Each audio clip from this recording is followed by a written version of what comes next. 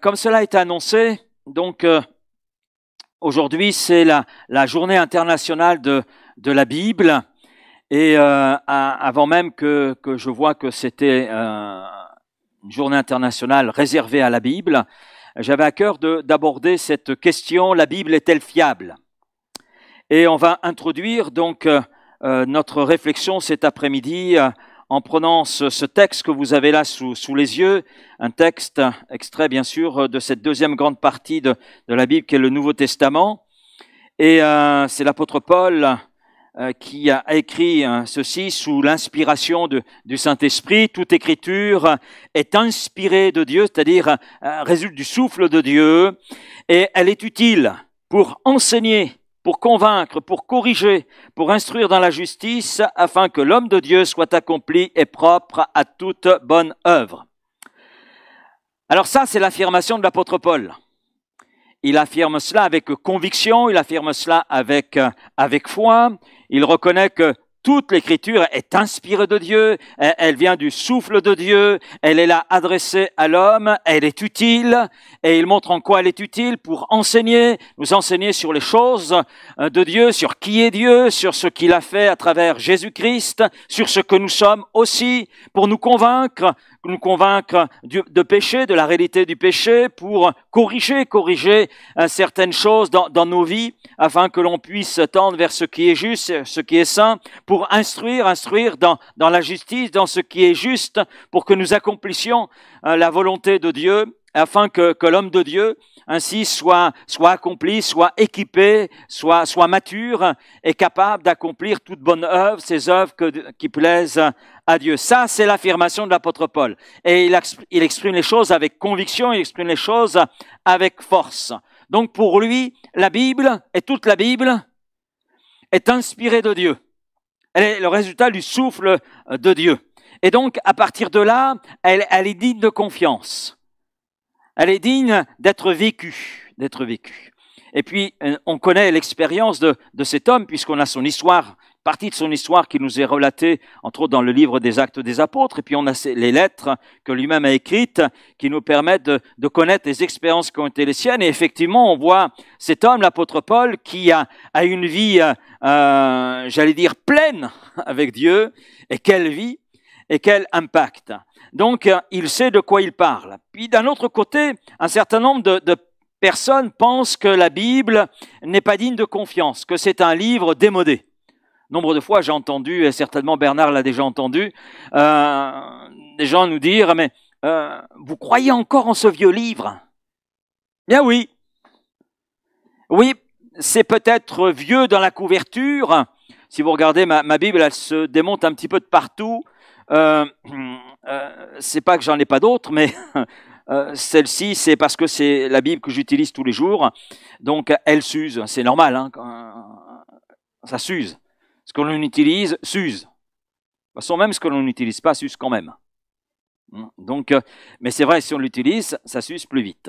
Donc, oui, c'est un vieux livre. Qu'est-ce que peut nous apporter ce vieux livre? Peut-être vieux dans la couverture, mais dans le contenu, c'est l'actualité, c'est tout neuf.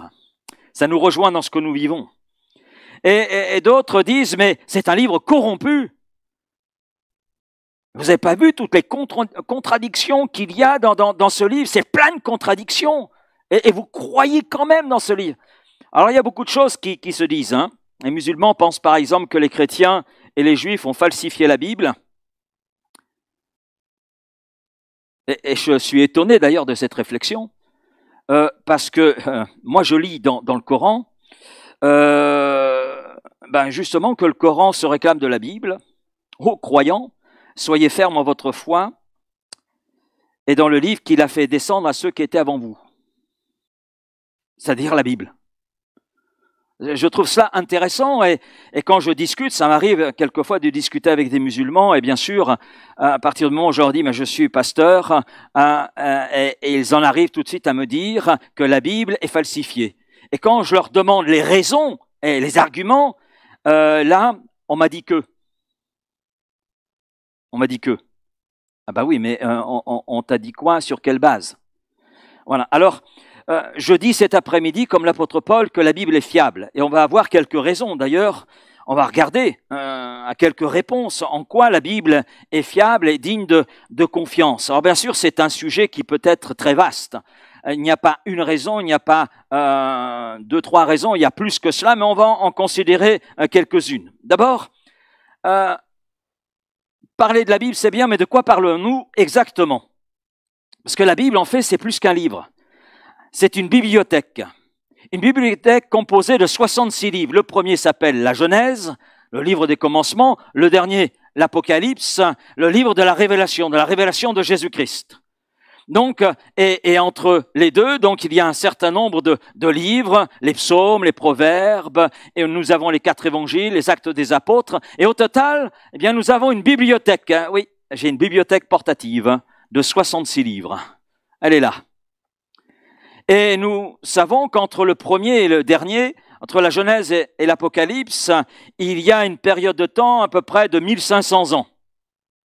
Et puis on a une quarantaine d'écrivains différents aussi qui ont participé donc à l'écriture de la Bible, et des auteurs qui sont là très différents, d'horizons différents. On a des rois, comme Salomon par exemple, on a des serviteurs, on a des bergers, on a des poètes, on a des érudits, on a des collecteurs d'impôts. On n'apprécie pas trop les collecteurs d'impôts, hein, mais il y en a un qui a participé à l'écriture d'un évangile, l'évangile qui porte d'ailleurs son nom, l'évangile selon Matthieu, donc la bonne nouvelle de Jésus-Christ selon Matthieu. On a même un médecin, Luc, qui a écrit 2 livres, l'évangile qui porte son nom et le livre qui suit, qui nous relate les débuts de l'église de Jésus-Christ. On a des entrepreneurs ou auto-entrepreneurs, ça serait plus juste, Pierre, Jean, qui étaient auto-entrepreneurs, ils avaient une entreprise de pêche.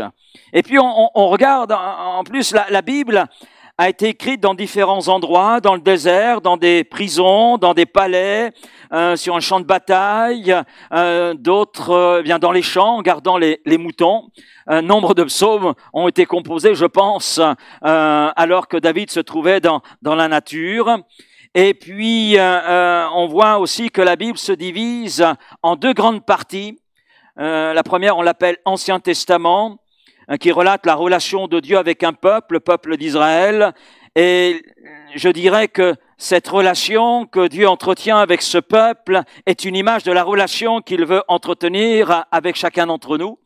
Ça, c'est pour l'Ancien Testament, composé de 39 livres. Et puis, on a le Nouveau Testament, composé de 27 livres, qui là nous parle de la révélation de Jésus-Christ. Le Nouveau Testament présente là la relation que Dieu veut avoir avec nous, et cela au travers de Jésus-Christ. Et puis quand on regarde, eh bien, il y a 3 langues qu'on servit. Merci Seigneur parce qu'il a permis que nous l'ayons en français. C'est quand même plus facile. Donc la Bible a été écrite en 3 langues, hébreu, araméen et le grec qu'on appelle koiné. Donc l'Ancien Testament en hébreu, quelques portions en araméen, et pour le Nouveau Testament, cette deuxième grande partie, donc ça a été écrit en grec, puisque c'était la langue à l'époque du Nouveau Testament, la langue comme l'anglais aujourd'hui, hein, donc dans l'Empire romain. Et le fil rouge qui traverse toute cette bibliothèque incroyable, eh bien c'est Jésus-Christ. Jésus-Christ annoncé dans l'Ancien Testament et puis révélé dans le Nouveau Testament. C'est là le fil rouge. Il y a une unité dans la pensée, il y a une unité dans le message. Et puis nous nous apercevons que la Bible, eh bien, elle a survécu à de nombreuses attaques, très nombreuses attaques. Jamais un livre n'a été autant attaqué que la Bible. Alors, rien que là, j'ai un argument. Un argument. Pourquoi ce livre a été autant attaqué? Pourquoi c'est le livre dans l'histoire de l'humanité qui a été le plus attaqué? Parce que sa couverture est belle? Non, c'est parce que son message dérange. Le message dérange. Parce que son message nous confronte à ce que nous sommes réellement. Et nous confronte aussi à Dieu et nous révèle Dieu. Et ça dérange. Donc c'est un livre qui a été attaqué à travers les siècles, qui est encore attaqué. À certains endroits, il a été interdit et il demeure interdit. Dans certains pays d'Asie, c'est le livre interdit. Si vous le possédez, vous risquez même la mort. Et puis, c'est un livre qui a été déclaré illégal dans certains pays, qui le demeure encore aujourd'hui dans certains pays. Un livre qui a été brûlé aussi. Pourtant, c'est là quelque chose d'extraordinaire. Elle continue d'être lue. Elle continue d'être reproduite, imprimée. Et d'ailleurs, plus que tout autre livre dans l'humanité. Et là, j'en arrive à ce deuxième point, en quoi est-elle fiable? De quoi parlons-en, la Bible, grâce à un rapide portrait, et en quoi est-elle fiable? Alors, il y a un constat en 2 points. Le premier constat, c'est que la Bible est le best-seller de tous les temps, avec plus de 5 millions d'exemplaires vendus chaque année. C'est pas moi qui le dis, cela. J'ai les références, j'ai les articles de presse qui le disent. La Bible a été jusqu'à ce jour vendue à 4 milliards d'exemplaires. Sur l'année 2021, le nombre de Bibles vendues dans le monde dépassait les 100 millions d'exemplaires, loin devant tous les grands best-sellers mondiaux, d'après le rapport du livre Guinness des records. Et depuis le début du XXIe siècle, la Bible, notez bien, la Bible a été imprimée à 80 millions d'exemplaires par an en moyenne, soit 1760 millions depuis le début des années 2000. C'est extraordinaire. Extraordinaire. Et en tant que pasteur, mais avant tout chrétien, je dis Amen. La Bible est diffusée également en format numérique. J'ai travaillé en Asie dans un contexte un peu particulier où posséder une Bible à une certaine époque était plutôt dangereux. Et vous pouviez, parce que vous possédiez une Bible, aller en prison. Et j'ai béni Dieu, parce qu'elle était là en numérique. Et une puce, parce que dans notre téléphone, on a une puce. Il y a des puces qui grattent, mais là, il y a des puces qui sont très utiles. Donc, notre téléphone fonctionne parce qu'il y a une puce. Et sur cette puce, vous pouvez mettre toute la Bible. Et j'ai été un distributeur de puces. Amen.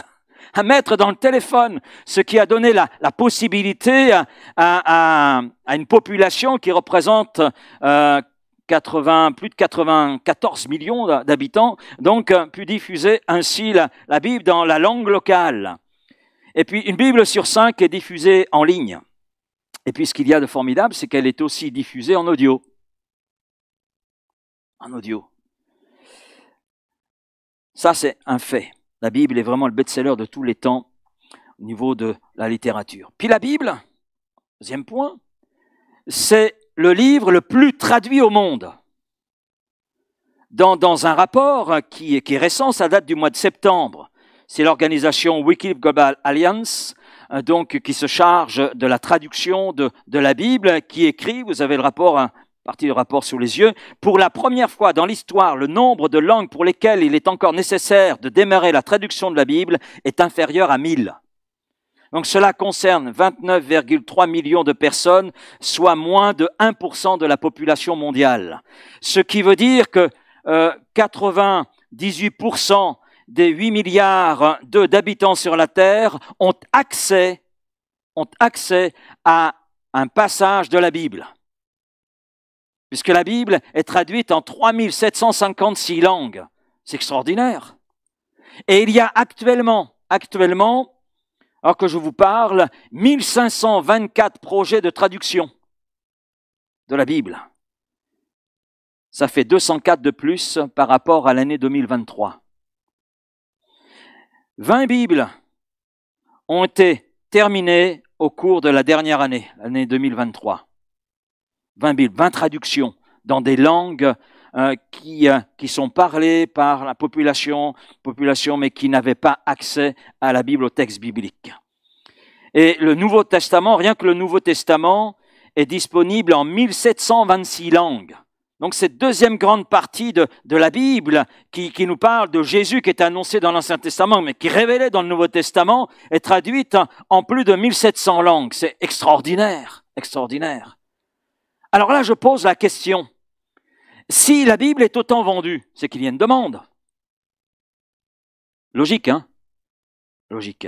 Et si elle est autant traduite, c'est qu'il y a dans les cœurs une recherche de sens. Et si elle n'était pas fiable, elle ne serait pas autant vendue et autant traduite.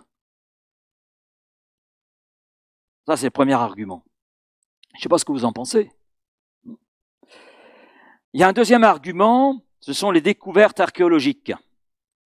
De nombreuses fouilles archéologiques fournissent justement, j'allais dire, des preuves sur de nombreux événements, parce que, par exemple, la ville de Jéricho, les gens, il y a quelques années en arrière, riaient de ce passage de Josué 6, où il est question des murailles de Jéricho qui s'écroulent, alors que c'était des murailles hautes, épaisses, etc.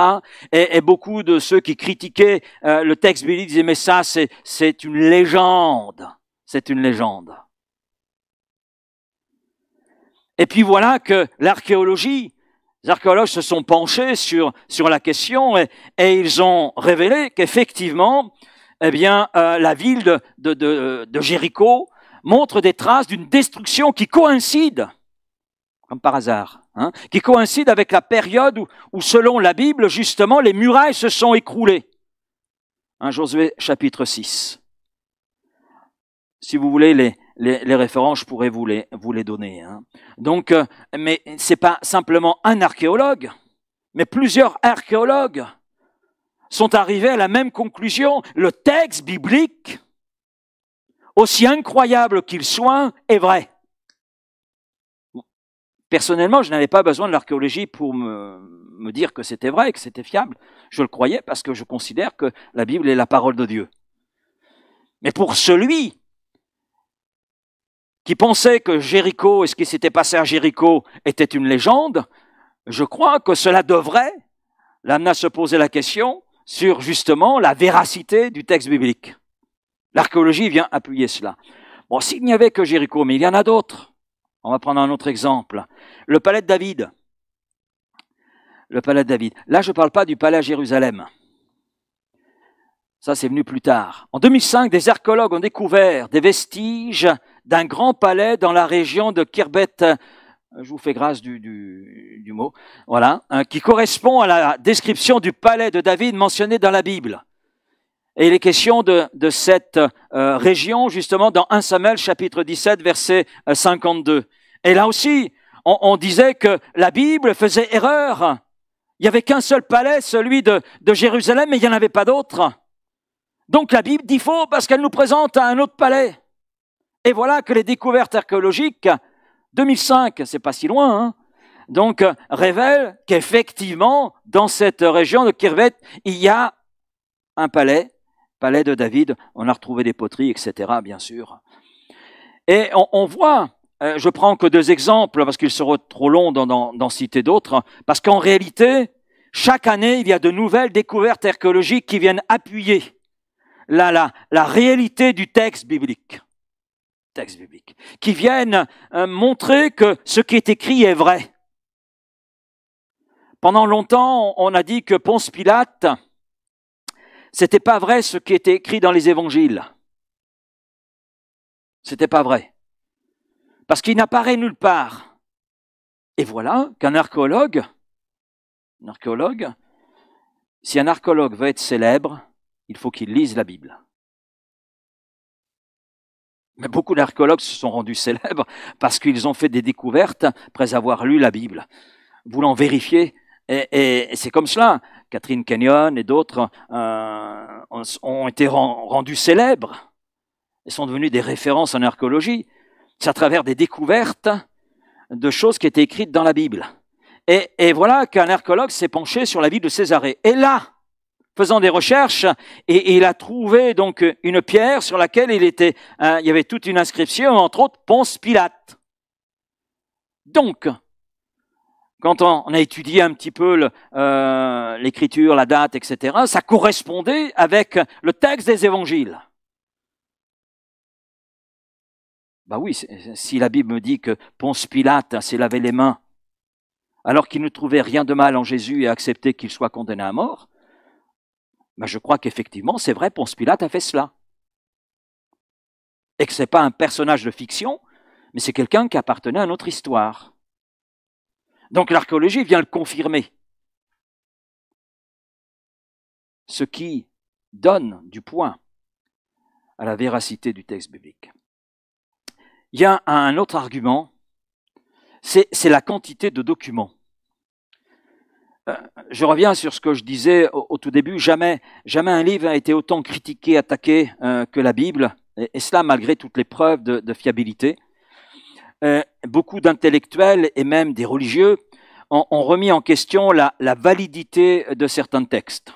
Certains ont prétendu que, et prétendent encore, il n'y a pas si longtemps que cela, un philosophe français a affirmé que Jésus appartenait à la légende, qui n'avait en réalité jamais existé, alors que l'archéologie vient justement montrer le contraire. Et on a des écrits anciens, Tacite, Pline le Jeune, etc., qui ont montré que Jésus-Christ est bien un personnage historique, il existait, dans la période d'ailleurs dans laquelle la Bible en parle. Alors, certains prétendent que le texte en fait est rempli de légendes, et qu'en est-il vraiment? Alors, on va regarder premièrement l'Ancien Testament. Il y a une découverte qui a bouleversé le monde. Et c'était intéressant parce que c'était dans une période, juste après-guerre, une période où on remettait en question la véracité des récits bibliques. Et il y avait une levée d'intellectuels, historiens, etc., s'opposant à la Bible. Et voilà que dans le même temps, un berger qui avait perdu l'une de ses chèvres dans la région de la mer Morte, eh bien, lançant une pierre dans une grotte qui était là, a entendu un bruit suspect. Donc on est en 1947 dans la région de la mer Morte. Et là, ce berger a découvert des jarres, et puis dans ces jarres, il a découvert des manuscrits. Et ainsi, entre 1947 et 1956, on a découvert environ 900 manuscrits, datant de 250 avant Jésus-Christ, jusqu'à 68 après Jésus-Christ. C'est ce qu'on appelle les manuscrits de Qumran. Et on a découvert cela dans 11 grottes de cette région, c'est au nord-ouest de la mer Morte. Et puis, dans les années 1950 et 1960, d'autres manuscrits ont été découverts dans d'autres endroits, donc du désert de Judée, et par exemple dans l'ancienne forteresse de Masada, tristement connue. Et parmi ces manuscrits, ces 900 manuscrits, plus de 200 rouleaux, c'était des rouleaux, plus de 200 sont des parties de l'Ancien Testament lui-même. Plus de 200. Et tous les livres de la Bible hébraïque, à l'exception du livre d'Esther, ont été retrouvés. Bien sûr, certains, c'était juste des portions, mais on en a retrouvé un complet, plus de 7 mètres. Le rouleau faisait plus de 7 mètres. C'est le rouleau du livre d'Ésaïe.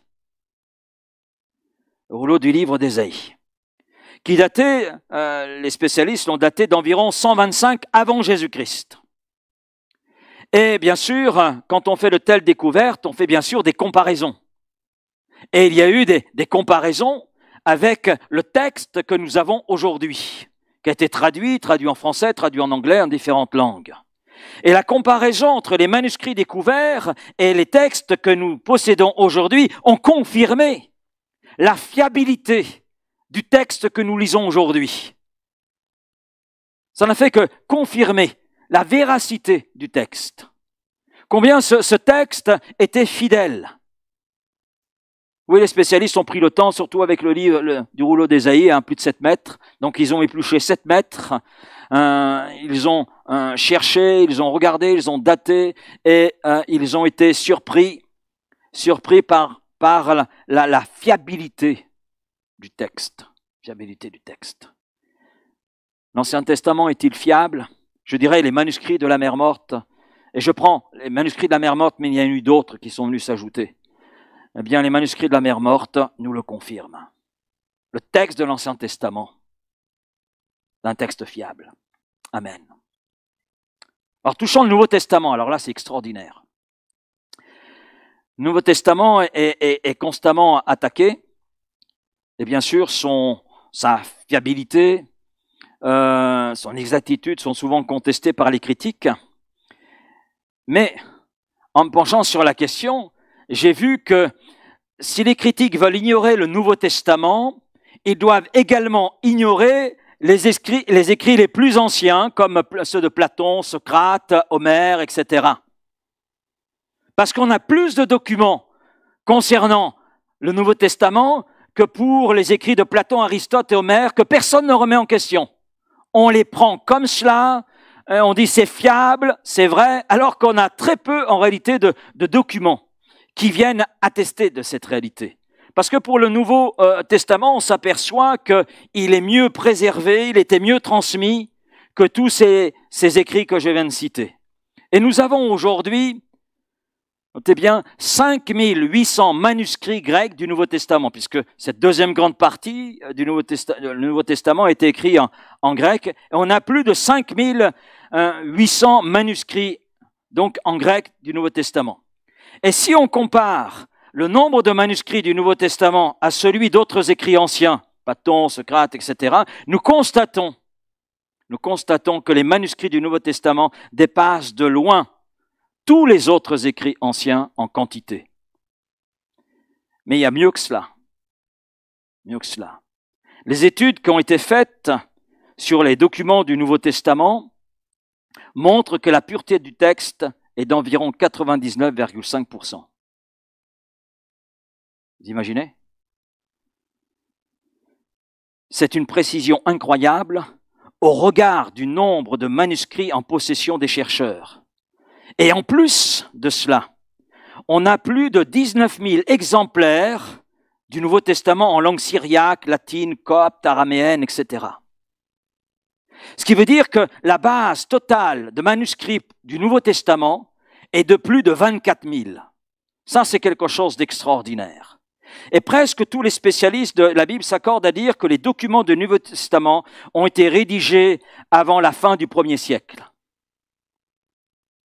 C'est important de le noter cela. Pourquoi? Jésus a été crucifié vers l'an 30, après Jésus-Christ, après sa naissance. Cela signifie que l'intégralité du Nouveau Testament a été achevée en 70 ans, à peu près. Pourquoi je dis cela? Ça veut dire que les événements relatés dans le Nouveau Testament, et tout particulièrement dans les évangiles, les personnes nommées, les choses extraordinaires, les miracles, tous ces récits racontés dans les évangiles, mais aussi dans le livre des Actes, auraient pu être contestés par les gens de cette époque qui étaient des témoins oculaires et qui ont vécu à la période de Jésus. Beaucoup étaient encore vivants à la fin de la composition du Nouveau Testament. Et si les récits avaient été faux, il n'aurait pas manqué de dire « mais c'est faux, c'est des mensonges ». Le Christ crucifié, mais c'est un mensonge, ça n'a jamais eu lieu, c'est une légende. Il est évident que les gens de l'époque, si le récit avait été faux, n'auraient pas manqué de l'exprimer. Mais dans les documents anciens, on n'a aucun écrit venant dire que tout ce qui est écrit dans les évangiles est faux, mensonge. Par des gens qui ont eu ces documents et pouvaient dire c'est vrai ou c'est faux.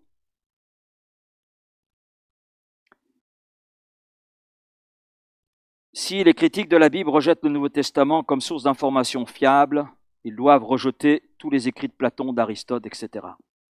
J'ai un document qui est très intéressant. Je pourrais vous donner une copie. Si je prends, Tacite, non, je prends Aristote.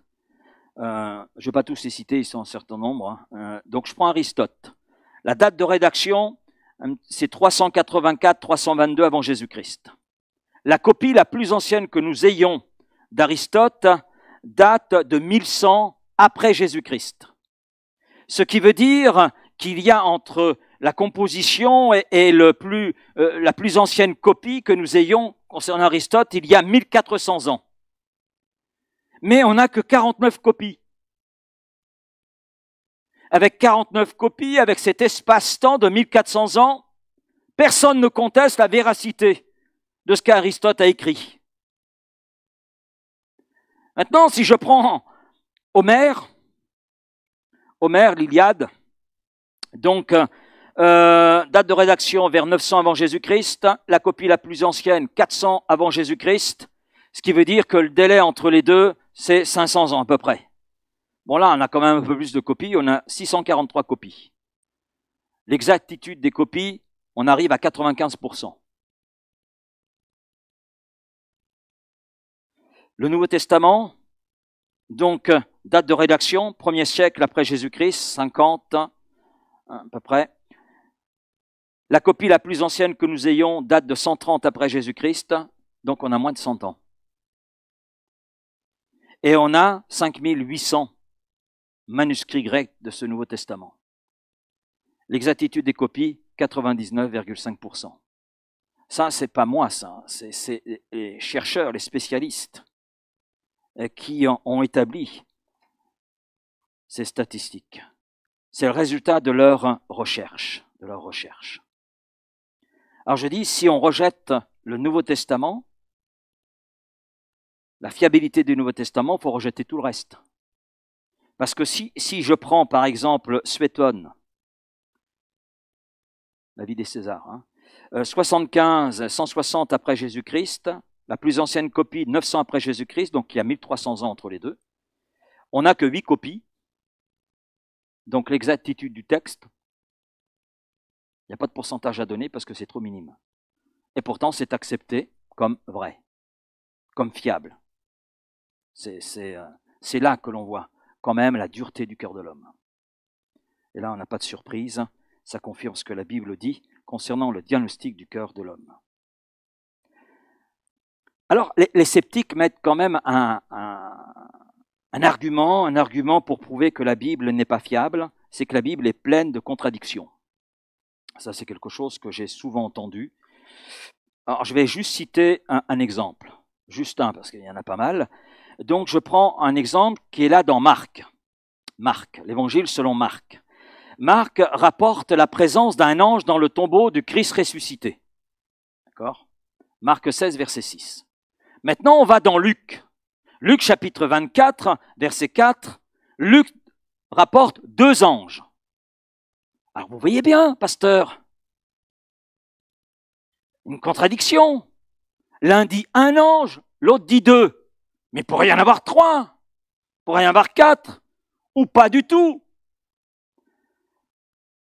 Alors c'est vrai, ce serait une contradiction si Marc avait dit explicitement qu'il n'y avait qu'un seul ange dans le tombeau.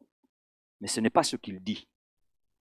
Luc cherche à décrire avec précision la scène. Alors que Marc, lui, met l'accent sur un seul des anges, sur celui qui s'est adressé aux femmes qui sont rentrées dans le tombeau. Il ne dit pas qu'il n'y a pas de deuxième ange. Il met le focus sur l'ange qui s'adresse aux 2 femmes. Un ange. Que Luc, lui, prend du recul et dit il y a 2 anges. Donc, en fait, il n'y a pas de contradiction. Les 2 affirmations sont vraies dans le même temps. Ça aurait été une contradiction si Marc avait dit un seul ange était présent dans le tombeau. Mais il dit un ange s'adressa aux femmes. C'est pas la même chose. Hein. Donc, il faut faire attention, il ne faut pas faire dire à la Bible ce qu'elle ne dit pas. Bon, nous aurons peut-être l'occasion dans l'avenir d'aborder plus en détail. La Bible est pleine de contradictions, point d'interrogation. Mais je donne juste cet exemple. Je prendrai un dernier argument pour cet après-midi. Et c'est, à mes yeux, un argument essentiel, c'est la foi. La foi. J'ai constaté qu'une grande partie des critico-sceptiques n'ont jamais lu la Bible en entier. C'est quelque chose qui m'a souvent étonné, parce que beaucoup de gens critiquant la Bible, disant qu'elle n'est pas fiable, en réalité ne l'ont jamais lue. Jamais lue en entier. Beaucoup se réfèrent à des dires d'autres personnes et se fondent donc sur des préjugés. On m'a dit que, je pense que. Mais le « on m'a dit que » n'est pas forcément la vérité. Si je vous dis que ce matin il a neigé, Vous avez le choix, soit vérifier si vraiment il a neigé,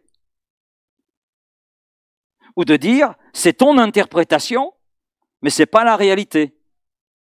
Ou de prendre tout cuit ce que je dis, il m'a dit que ce matin il avait neigé. Comment est-il possible d'être honnête en disant que la Bible n'est pas fiable si on ne l'a pas lu dans son entier? Moi, j'appelle ça de la malhonnêteté intellectuelle et même spirituelle. Et trop de gens critiquent la Bible sans la connaître, sans l'avoir lue. Les musulmans, par exemple, disent que la Bible est falsifiée. Je veux bien l'entendre.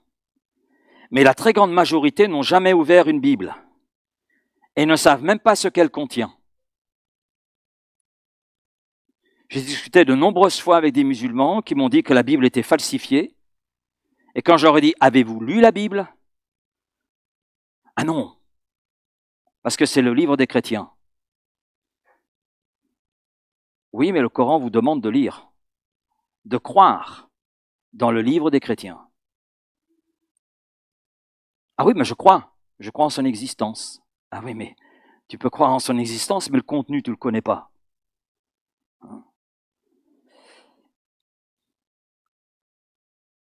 Je vais prendre un autre exemple. Un jour, j'ai fait un sondage dans la rue. J'ai mis sur une feuille différentes affirmations. J'ai fait un sondage en disant quelle affirmation était biblique, pas biblique. Et beaucoup pensent par exemple que cette affirmation « Aide-toi et le ciel t'aidera » est dans la Bible. Oui. Et je dirais la très grande majorité dans le sondage de gens ont mis que « Aide-toi et le ciel t'aidera » est une affirmation biblique. Eh bien, c'est faux. C'est faux. La Bible n'a jamais dit ça. Jamais dit. C'est simplement la morale d'une fable de Jean de La Fontaine, hein, donc le charretier embourbé, et qui en fait a repris un proverbe des fables d'Ésope. Voilà. Qui ont été traduites du grec en 1600 et des poussières. Hein, voilà. Donc, ça n'a rien à voir avec la Bible. Rien à voir. Et pourtant, nombre de gens pensent que ça vient de la Bible. Et d'ailleurs, j'ai écouté une émission hier soir et une personne posait la question comment interpréter ce verset de la Bible qui dit « Aide-toi et le ciel t'aidera ». Je trouvais intéressant. Donc, et la personne qui a répondu, elle dit, mais ce n'est pas un verset qui est dans la Bible. Voilà. Donc, ouais. Alors, il y a bien d'autres exemples comme cela, et ils sont révélateurs finalement, chez ceux qui sont sceptiques et critiques, révélateurs d'une ignorance de ce qu'est la Bible, de ce qu'elle contient, et donc de son message. Maintenant, je veux conclure cet après-midi avec 2 témoignages. Je vais conclure avec un premier témoignage, c'est Sir William Mitchell Ramsay. Voilà cet homme. C'est un historien écossais, mais aussi un écrivain, un archéologue, qui est devenu par la suite un spécialiste du Nouveau Testament. Et en fait, cet homme, Ramsay, c'est un homme qui a fait de brillantes études, était sceptique. Sceptique concernant l'évangile de Luc et le livre des Actes des Apôtres. Et sceptique aussi par rapport à l'historicité et la véracité du Nouveau Testament. Voilà. Et il croyait finalement que tout ce que cet évangéliste Luc avait écrit, à la fois dans son évangile et aussi dans le livre des Actes des Apôtres, était en réalité une histoire fabriquée, c'était de la fiction. Et que Luc, dans ce domaine, était très doué, mais que tout ce qu'il avait relaté était faux. Alors, bien sûr, il a voulu trouver les arguments. Il était là sur une affirmation, mais il était honnête avec lui-même, honnête intellectuellement et honnête par rapport au public qui était devant lui. Et donc, il a fait tout un travail de recherche. Et son but était justement d'appuyer ce qu'il pensait, appuyer ses affirmations. Donc, comme il réfutait la véracité des écrits de Luc et d'une partie du Nouveau Testament, donc il cherchait les arguments pour cela, des arguments concrets. Alors pendant des années, donc il a examiné, il a lu et puis il est allé sur le terrain. Luc parle de ça, je vais donc dans cette ville, je vais vérifier. Et il a fait des recherches et Ramsay en est arrivé à une conclusion qui a été choquante pour lui, mais aussi déterminante. Et il a réalisé à travers toutes ces recherches que les preuves historiques et archéologiques prouvaient incontestablement que Luc avait effectivement écrit le livre des Actes au 1er siècle, à l'époque des apôtres, et que c'était vrai dans tout ce qu'il avait écrit, et que c'était digne de confiance. Et il dira ceci, il y a tout lieu de placer l'auteur du livre des Actes parmi les historiens de premier rang. Et il a écrit cela dans un livre, Paul, le voyageur et le citoyen romain. Et cet homme est devenu un spécialiste du Nouveau Testament et une référence justement par rapport à l'étude du Nouveau Testament et par rapport à l'archéologie.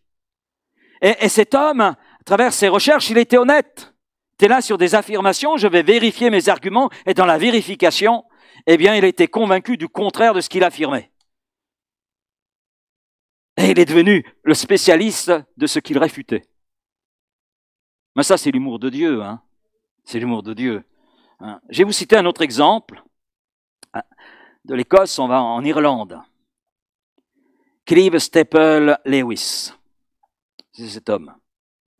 Et vous le connaissez. Vous le connaissez parce que c'est lui qui a fait cette série Narnia. Et Lewis est né dans une famille protestante.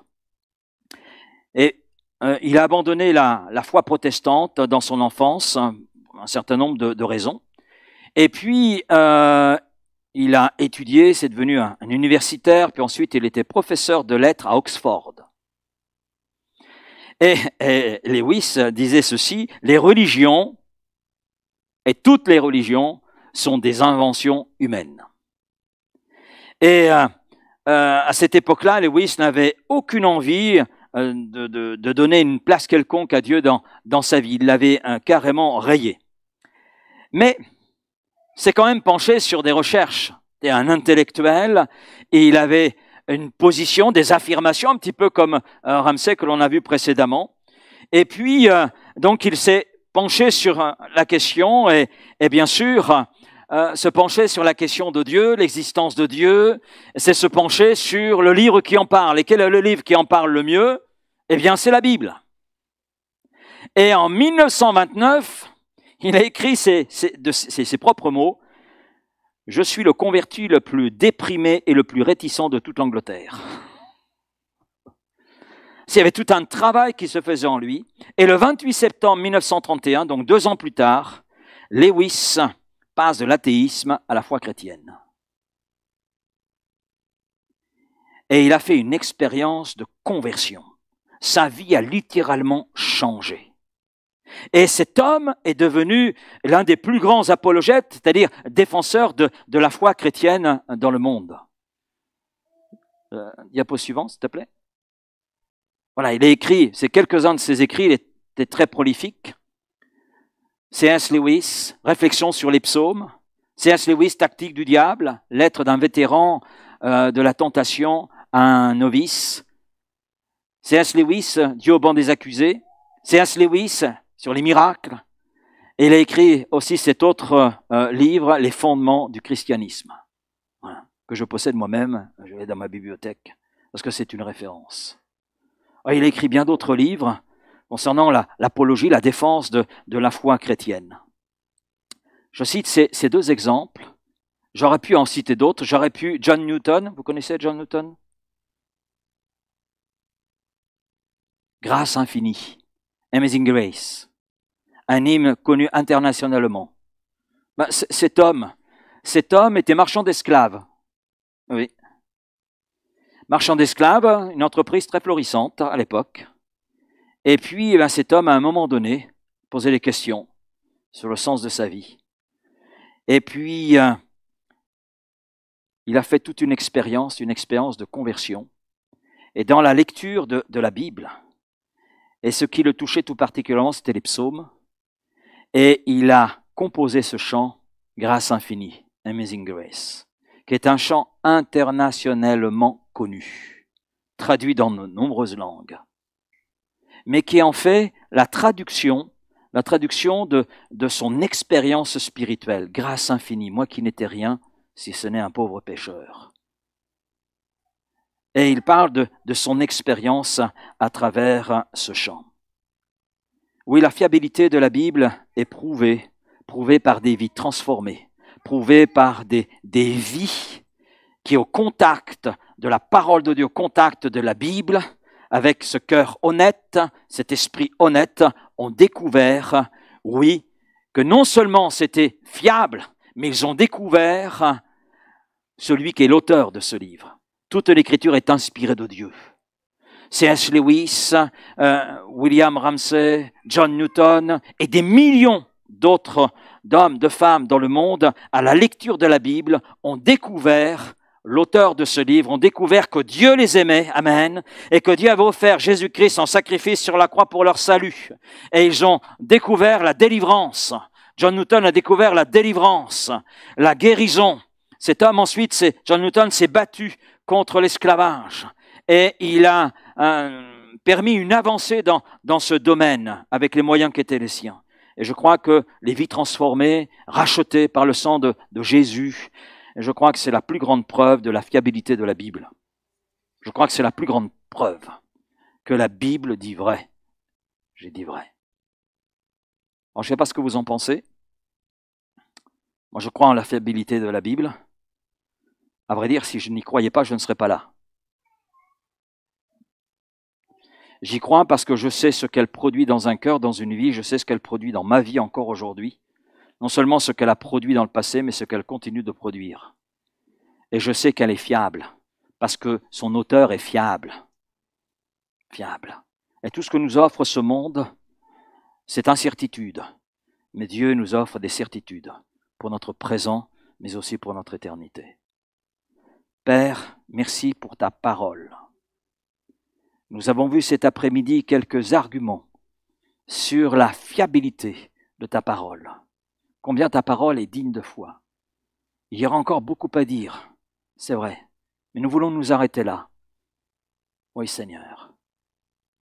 Et je te prie peut-être pour ceux qui pensent que la Bible n'est pas fiable, alors qu'ils ne la connaissent pas. Je te prie qu'ils puissent entrer dans une lecture de la Bible et de l'entièreté de la Bible. Oui, Seigneur. Car comment est-il possible de dire que la Bible n'est pas fiable si on ne l'a jamais lue? Qu'elle est mensonge, légende, si on ne l'a jamais lue?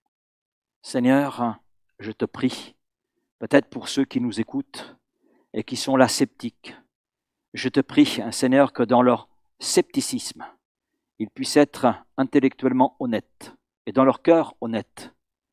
Et avant de dire que la Bible n'est pas fiable, qu'ils puissent la lire entièrement. Et si quelqu'un là au milieu de nous pense que la Bible n'est pas fiable, bien Seigneur, que cette personne puisse commencer à lire la Bible dans son entièreté. Oui Seigneur. Merci, parce que je crois que tu veux nous conduire, nous aussi, en tant que chrétiens qui croyons en la fiabilité de ta parole, à la faire connaître autour de nous, à l'offrir autour de nous, afin qu'il y ait encore un plus grand nombre d'hommes et de femmes qui, comme Ramsay, qui, comme Lewis, qui, comme John Newton, qui, comme de millions d'hommes et de femmes sur cette terre, découvrent l'auteur de ce livre, découvrent combien ils sont aimés et combien ils peuvent, à travers Jésus-Christ, trouver le pardon de leurs péchés, trouver la vie éternelle, trouver la guérison, la délivrance dont ils ont besoin. Père, merci pour ta parole. Merci parce que tu veilles sur elle, malgré toutes les attaques que les hommes ont pu, Seigneur, manifester contre ta parole. Elle est là, mais ces hommes ne le sont plus. Oui, Seigneur, parce que ta parole demeure éternellement. Elle est vivante et agissante, et je te dis merci, Père. Amen. Amen.